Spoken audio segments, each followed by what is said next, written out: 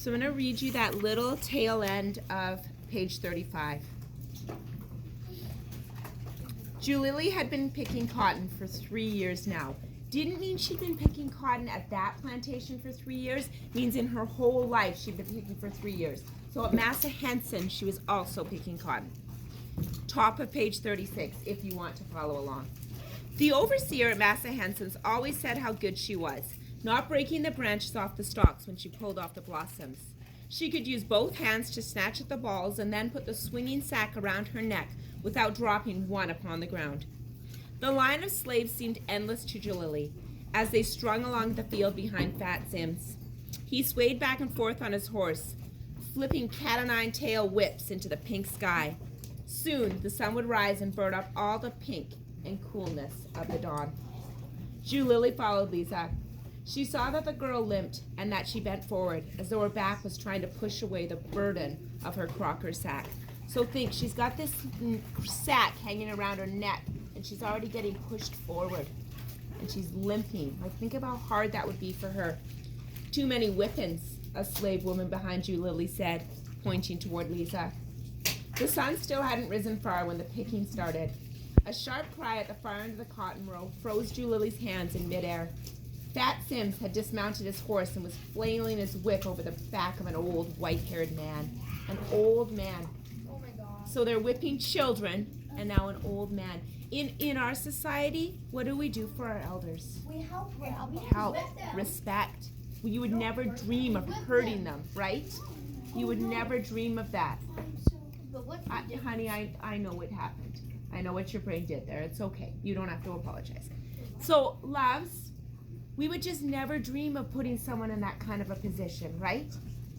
He likes to beat at folks and cripples like me. So he beats at old folks and cripples like me, Lisa said in a low voice without lifting her head. Why would he want to do that? Because he wants to take control. He wants to make Control. What does it mean by cripple? Because she's bent over. So she's got crippled bones. They don't work properly, right? Julily saw that Lisa couldn't reach the high branches with her bent back. So she began pulling the open bolls from the top branches, letting Lisa take all those at the bottom. That was kind. Her new friend gave her a grateful smile. The sun rose white and hot, burning the nakedness of the ragged slaves. So some of them aren't even dressed properly, right? And they're in this boiling hot sun.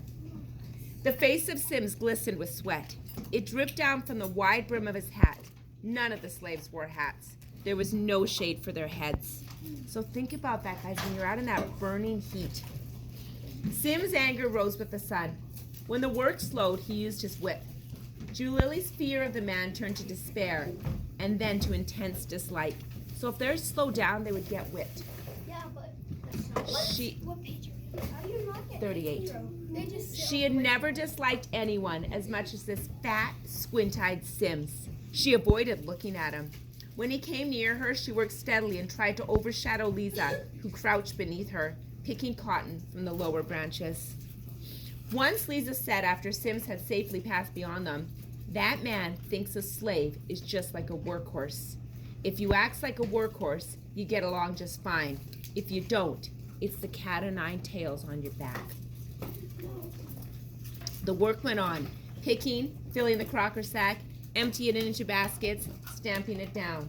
The small lunch and 15-minute rest seemed no longer than the time it took for a mosquito to bite. So out of their day, they've worked since morning, like since the sunrise, and they get 15 minutes for lunch. The slaves still picked when twilight came and the red sun had slipped away to cool its fire under the earth. So they're picking after the sun goes down. The long walk back to the slave quarters was silent, except for the shuffle of tired feet dragging through the dust.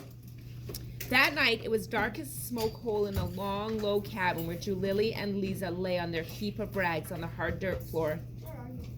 Bottom of page 38. There wasn't a wisp of wind, and the heat of the day stayed inside like a burning log. You know when you can't cool down? Like, think at the end of school last year in June, how hot it was. Yeah, my brother goes And to the a lot of people then, you're lying in bed and you literally cannot cool down.